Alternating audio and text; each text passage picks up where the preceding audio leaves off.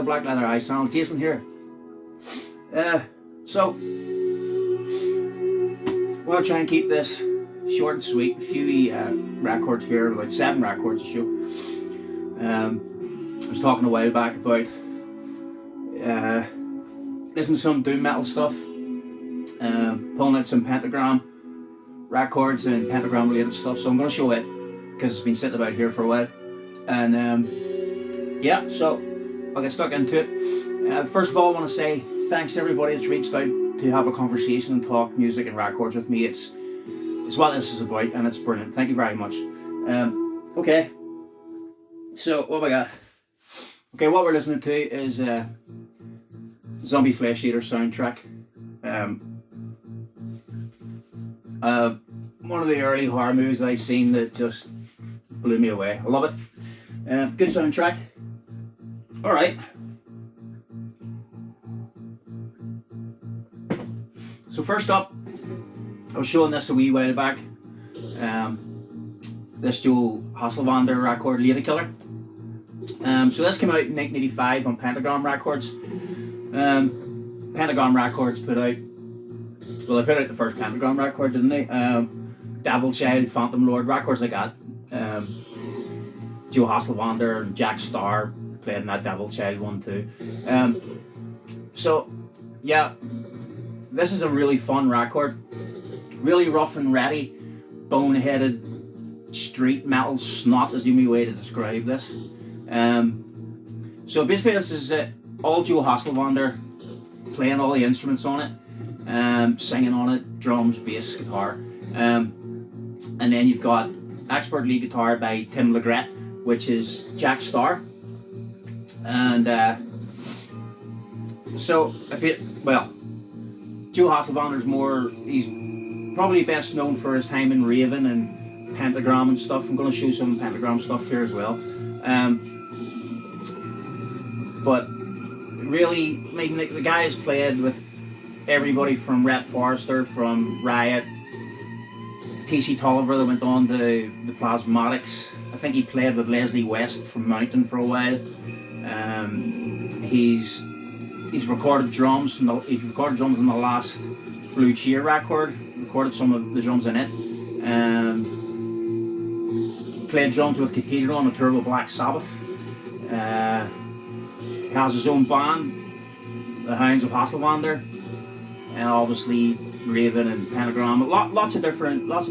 Probably loads I'm forgetting about here. He actually had a really brilliant blog. I don't know if it's still online or not, where he's talking about just his musical career and the bands he's played with and some tour stories and whatnot.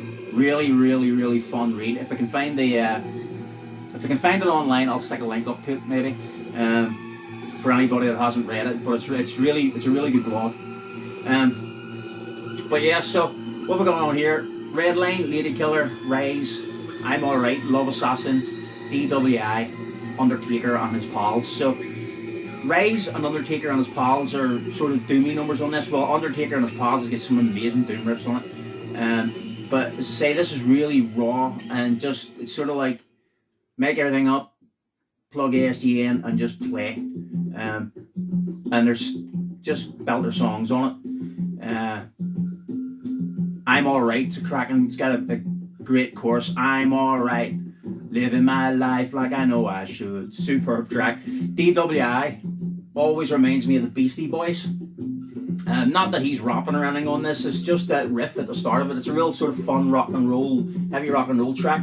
And actually, in part of the lyrics, I think he says, "Honey, I'm a beastie boy," or he says, "Honey, I'm a beastly boy." I'm really crap at deciphering lyrics if there's no lyric sheet.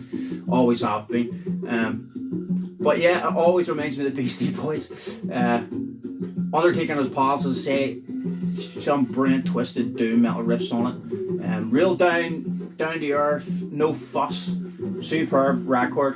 If you're into that sort of thing, if you don't mind that real underground street sound, it's really, really good. Yeah, so Lady Killer by Joe Hasselvander. Here's another one by Joe Hasselvander. This is Roadkill. It came out in Bad Posture Records. And so when did this come out? I think this came out I think I picked this up in 2000 or something like that. But this is songs from different projects he was working on and stuff, mostly from 1986. There's a track on here at the end of it from 1989, which was a band he played in called Centerfold, which has more of a cock rock sort of vibe to it, maybe a throwback to like his 70s glam rock influences and stuff. Victor Griffin from Pentagram Plays of Skulls, went on to Pentagram Plays of Skulls. Obviously, he plays guitar in some of this as well. 2 tracks. He plays guitars, bass, and sings on it. The songs Rotten to the Core and Chased by Your Demons are the ones that Victor Griffin plays on here, and they sound like sleaze metal, to be honest, but they're played like with the attitude and the spirit of Black Sabbath, weirdly, and you wouldn't recognise Victor Griffin's voice if you're just used to the stuff on Place of Skulls and whatever. He's singing in a much higher register, but really enjoyable songs. Chased by Your Demons is really good, but other cracking songs on this, like Metal Eyes is really good, and Is It Loud Enough is a complete belter, heavy metal song. There's a song on here called School for the Dead. It sort of reminds me a wee bit of Wasp.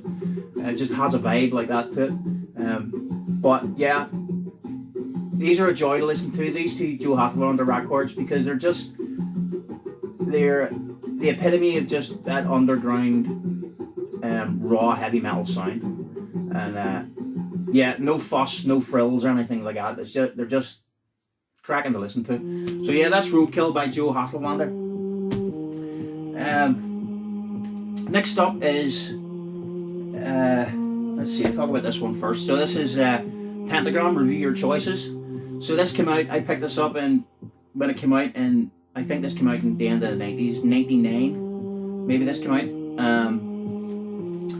But yeah, Pentagram, Review Your Choices. Yeah, I'm near sure this is 99, and This has got Joe Hasselvander playing all the instruments on it, and he was really keeping the band afloat at this point. Bobby Liebling was in a bit of a state, as you can imagine. But on this record, this is a real heavy record, and they do like brilliant. They just add that brilliant doom metal touch to some of those early Pentagram tracks that Bobby had wrote, and there's other stuff in here that Hasselvander had wrote as well, but a lot of it's earlier songs that Lee Bing penned, but an amazing heavy sounding record, and I think it's a very underrated part of their catalogue. This and the next album, Sub-Basement. So yeah, I mean, you've got classics on here like Forever My Queen and Living in a Ram's Head. Mow You Down is one they collaborated on, and yeah, a fine heavy doom metal record, really good.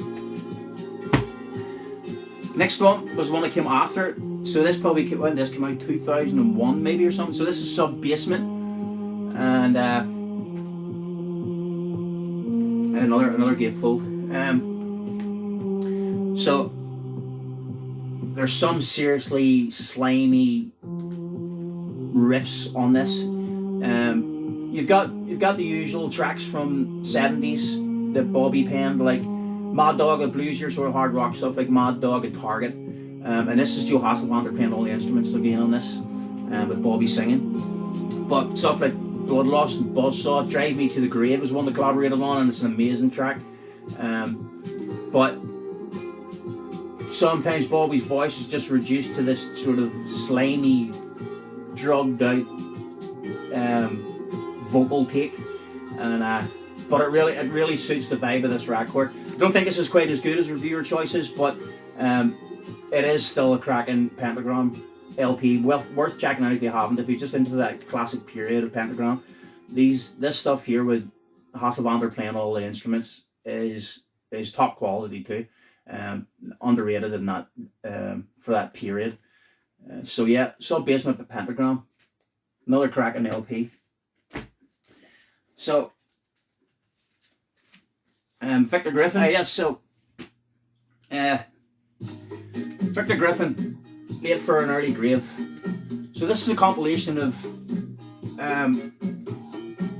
Victor Griffin's a complete dude in this photo, isn't he? Like, So this was a record that came out, I think this came out 2004, 2005 or something. I bought this. I don't know if this has ever been reissued or whatever, but so this is home recordings that he had done from the late 80s to probably the mid 90s or something like that. Some of this stuff ended up on like Be Forewarned by Pentagram and later on. Some of this stuff ended up on Place of Skulls albums as well. But his guitar playing on this is superb. I mean, you can, it's his drum machine, but his voice and his guitar playing is absolutely amazing. He's an amazing riff writer. So we've got Late for an Early Grave is a cracking tune. Mainline, which became, the riff in it became Last Hit, I think, on the second Place of Skulls record. You've got Vampire Love and Too Late on here that were on later Pentagram records. Be Forewarned. And then it ends with 3 cover songs. So you've got Iron Horse by Motorhead, and Ain't It Fun and Son of Sam by the amazing Dead Boys. I was talking to John at Rock and Metal Plus about Steve and the Dead Boys and Lords of New Church and stuff. I'm a big fan as well. But yeah, this is a fine record. It's a drum machine and home recordings, but it just his guitar playing is absolutely amazing. His guitar tone is superb. Just that Sabbath influence he had in his style was, well, I mean, you know how heavy those early Pentagram records are, like, you know, obviously not the 70s stuff, the stuff that came later, but yeah, Victor Griffin's talented bloke, and got to see him live at Roadburn one year, and he delivered. He was so good. So yeah, Victor Griffin, Late for an Early Grave. Here's the Place of Skulls record, the second Place of Skulls record with Vision. On that other LP, Late for an Early Grave, with the demo recordings, Wino does a bit of backing vocals on it and some singing on it. But they always wanted to put a band. They wanted to put a band together. On the second Place of Skulls album with Vision, they finally did it, and so you've got Wino on guitar here, along with Victor Griffin, and so there was a big massive buzz about this record when it came out because of these two greats playing on it. I was really into the first Place of Skull albums, so Nailed, so I bought this as soon as it came out. This is orange vinyl or something. But yes, it's got Last Hit with Vision, Silver Chord Breaks, Dissonant Dissident. I don't think it's as good as Nailed, actually, but it's still a really good record. As you can imagine, the guitar playing and the vocals on it are absolutely amazing. So yeah, Place of Skulls with Vision. Okay, this is the last one. This is going to be a short video, hopefully, and this is B Demon, Child of Darkness from the original master tapes. This is the first official release of it that came out in Black Widow. I bought this when it came out 2000 and something, maybe. I can't remember when this came out, to be honest. Can't remember. But yeah, get Randy Palmer, who was an on-off member of Pentagram in the 70s, and he was a fan of the band. But what an amazing riff writer! This is all home recordings, and on this you've got the legendary Jeff O'Keefe from Pentagram playing on it, and Bobby Liebman does the vocals on it too. But there's a lot of songs in this, but this is there's some amazing riffs on this. As I say, a lot of the recordings are really wonky, and you know, they tried to clean them up as best they could for this. But you've got Child of Darkness was amazing, Frozen Fear, Serpent Venom, Last Call, Through the Gates of Hell, Skinned, Time Bomb. Bobby Liebman's voice is amazing on this, but the riffs are absolutely fantastic. If you're into, like, you know, there's a big whiff of Sir Lord Baltimore and some of those 70s heavy hitters.